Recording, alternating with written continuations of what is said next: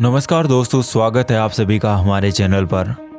आज हम बात करेंगे देश विदेश की बेहद ही बड़ी और ताज़ा खबरों के बारे में। वीडियो को पूरा देखें, हर एक जानकारी को विस्तार से बताएंगे। बिना वक्त गवाए बात करते हैं आज की पहली खबर पर। कोरोना ने तोड़े सभी रिकॉर्ड, एक दिन में सबसे ज़्यादा मामले, कुल आंकड़े 8 लाख के पार। वीडियो के आगे हर आंकड़े पर विस्तार से जानकारी देंगे। वही 2021 से पहले नहीं बन पाएगी कोरोना की वैक्सीन, संसदीय पैनल को दी गई जानकारी। वही जानते हैं अगली खबर। हर माह जमा करे 210 रुपये, मिलेगी 60,000 रुपये की सालाना पेंशन। इसके लिए आपको क्या करना होगा, आगे पूरी जानकारी देंगे। और राजस्थान में फिर सियासी ड्रामा, बीजेपी के बहाने गहलोत पायलट आए आमने सामने। क्या है मामला, पूरी जानकारी देंगे। और एलओसी पर घुसपैठ की कोशिश नाकाम, 2 आतंकी ढेर, 2 AK-47 समेत गोला बारूद बरामद किए। और वही अरुणाचल प्रदेश में सेना का सबसे बड़ा ऑपरेशन, 6 आतंकी मारे गए, चीनी हथियार भी बरामद हुए। हर जानकारी को विस्तार से बताएंगे, वीडियो को पूरा देखें। अब अंतरिक्ष में लगा चीन को तगड़ा झटका, उड़ान के 1 मिनट बाद फेल हुआ रॉकेट। भारत के साथ बेवजह दुश्मनी मोल लेने के बाद से चीन के बुरे दिन शुरू हो गए हैं। जमीन पर पीछे हटने के बाद अब उसे अंतरिक्ष में तगड़ा झटका लगा है। बने रहिए हमारे साथ, हर जानकारी को विस्तार से बताएंगे। तो बात करते हैं आज की पहली और बड़ी खबर पर। भारत में शुक्रवार तक चीनी बीमारी के मामले 8 लाख पार जा चुके हैं। पिछले एक दिन में अब तक के सबसे ज़्यादा 27,114 मरीज बढ़े हैं।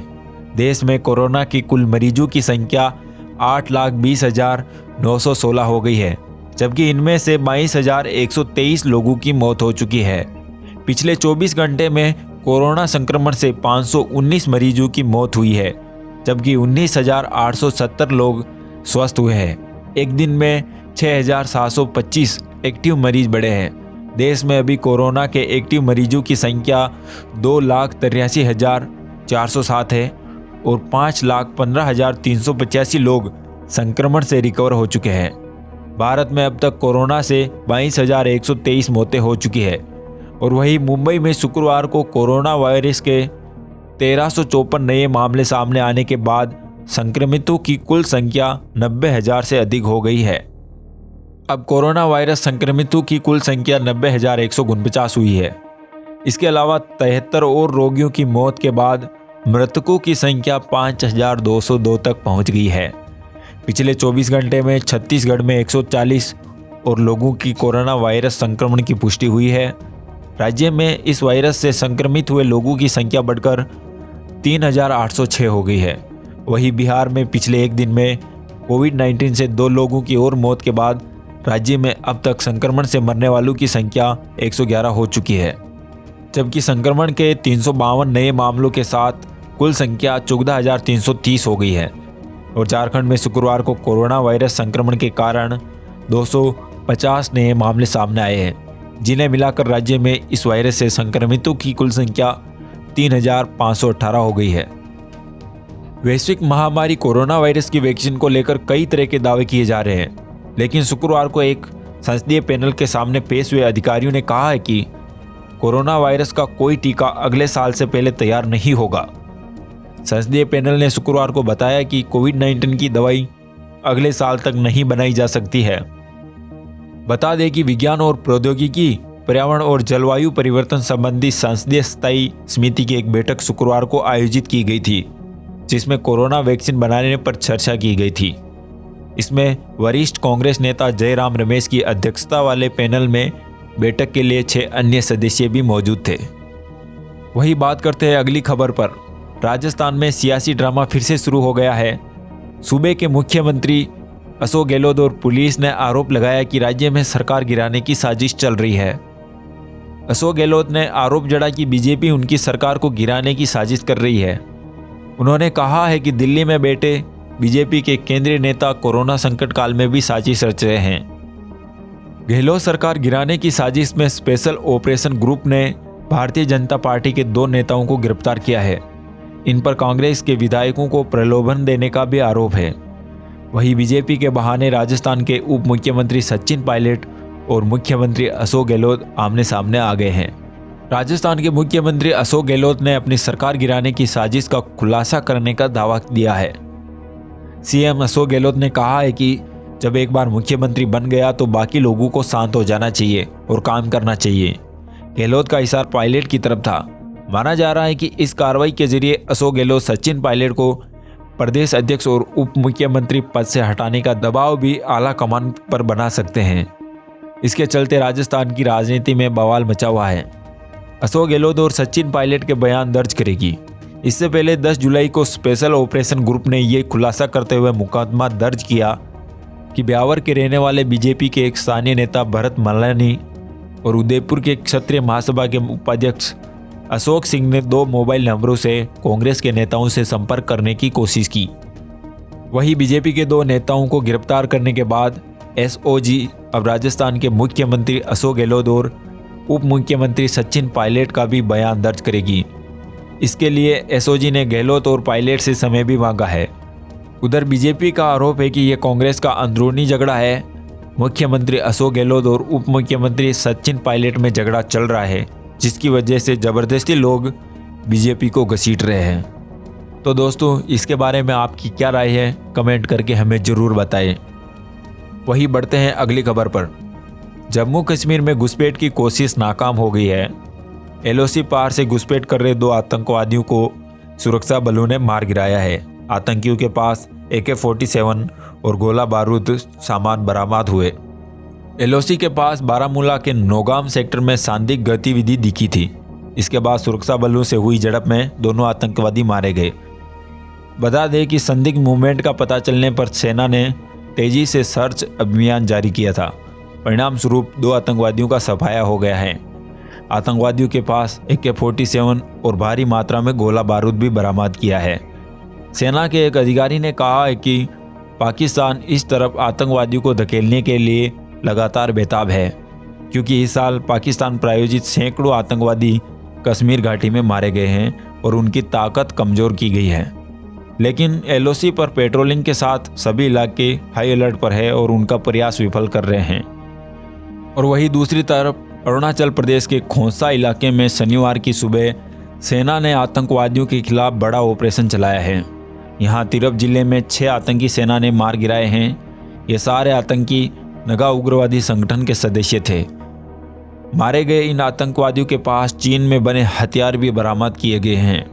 और अरुणाचल प्रदेश के डीजीपी RP उपाध्याय ने बताया है कि पुलिस और असम राइफल्स की जॉइंट टीम ने शनिवार की सुबह आतंकवादियों के खिलाफ ऑपरेशन चलाया, जिसमें नगा उग्रवादी संगठन के 6 आतंकवादी मारे गए हैं। उन्होंने बताया है कि आतंकियों के साथ मुठभेड़ के दौरान असम राइफल्स का एक जवान भी घायल हुआ है और इन आतंकवादियों के पास AK-47 और 2 चाइनीज़ MQ बरामद किए गए हैं। ऑपरेशन अभी बाकी है। अब अंतरिक्ष में लगा चीन को तगड़ा झटका।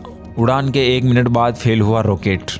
जी हाँ दोस्तों, भारत के साथ बेवजह दुश्मनी मोल लेने के बाद से चीन के बुरे दिन शुरू हो गए हैं। जमीन पर पीछे हटने के बाद अब उसे अंतरिक्ष में तगड़ा झटका लगा है। चीन का एक कमर्शियल रॉकेट 1 मिनट की उड़ान के बाद फेल हो गया है। इससे उसके 2 सैटेलाइट नष्ट हो गए।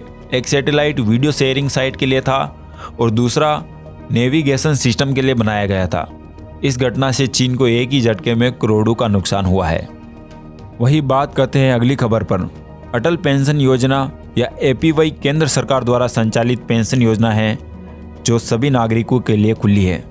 यह मुख्य रूप से असंगठित क्षेत्र पर ध्यान केंद्रित करने वाले भारत के वरिष्ठ नागरिकों को सामाजिक और वित्तीय सुरक्षा प्रदान करने के उद्देश्य से शुरू की गई है। APY को नेशनल पेंशन सिस्टम के तहत pension fund regulatory and development authority द्वारा संचालित किया जाता है। सरकार समर्थित लघु बचत योजना के तहत लाभार्थियों के लिए 1,000 रुपये से 5,000 रुपये के बीच न्यूनतम मासिक पेंशन की गारंटी है। इस पेंशन योजना में 18 वर्ष की आयु से निवेश कोई भी व्यक्ति शुरू कर सकता है। 60 वर्ष की आयु प्राप्त करने के बाद उसको पेंशन मिलना शुरू हो जाती है। 40 वर्ष तक खोल सकता है खाता।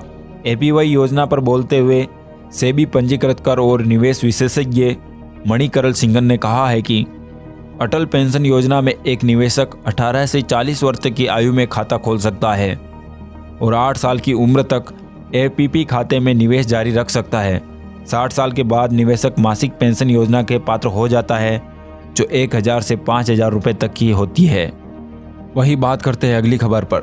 संक्रमण के हालात पर पीएम मोदी ने बैठक की, दिल्ली सरकार के प्रयासों की सराहना की। देश में कोरोना संक्रमण के हालात पर प्रधानमंत्री नरेंद्र मोदी ने शनिवार की बैठक की है। बैठक में गृह मंत्री अमित शाह, स्वास्थ्य मंत्री हर्षवर्धन भी मौजूद थे। नीति आयोग के सदस्य और कैबिनेट सचिव ने भी बैठक में हिस्सा लिया। प्रधानमंत्री मोदी ने दिल्ली में कोविड-19 के हालात से निपटने में केंद्रीय, राज्य और स्थानीय अधिकारियों के प्रयासों की सराहना करते हुए निर्देश दिया कि पूरे राष्ट्रीय राजधानी क्षेत्र में महामारी को काबू करने के लिए अन्य राज्य सरकारें भी इसी तरह के तरीके अपनाएं। पीएमओ की जारी एक बयान के अनुसार मोदी ने देश में कोरोना वायरस की स्थिति की समीक्षा के लिए बुलाई गई एक बैठक में ये टिप्पणियां की। पीएम मोदी ने सार्वजनिक स्थानों पर साफ सफाई और सामाजिक अनुशासन के पालन की जरूरत पर जोर दिया है। उन्होंने कहा है कि महामारी के बारे में व्यापक जागरूकता फैलानी जानी चाहिए और संक्रमण के प्रकोप की रोकथाम पर सतत जोर होना चाहिए। बयान के मुताबिक पीएम मोदी ने कहा है कि इस संबंध में संतुष्ट हो जाने की कोई गुंजाइश नहीं है।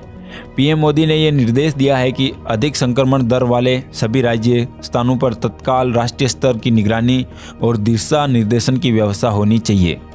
बयान के अनुसार प्रधानमंत्री ने दिल्ली में महामारी के हालात पर नियंत्रण में केंद्र और राज्य और स्थानीय अधिकारियों के संमिलित प्रयासों की प्रशंसा की है। वहीं बढ़ते हैं अगली खबर पर। यूपी, बिहार समेत देश के कई राज्यों में फिर से लॉकडाउन और पुणे में 13 जुलाई से होगा लॉकडाउन। चीनी बीमारी के मामले बढ़ने के कारण उत्तर प्रदेश, बिहार, पश्चिम बंगाल और केरल समेत कई राज्यों में लॉकडाउन लगाया गया है। वहीं मुंबई के ठाणे में 19 जुलाई तक लॉकडाउन बढ़ा दिया गया है। इसके अलावा पुणे में भी 13 जुलाई से 10 दिनों के लिए लॉकडाउन बढ़ाया जाएगा।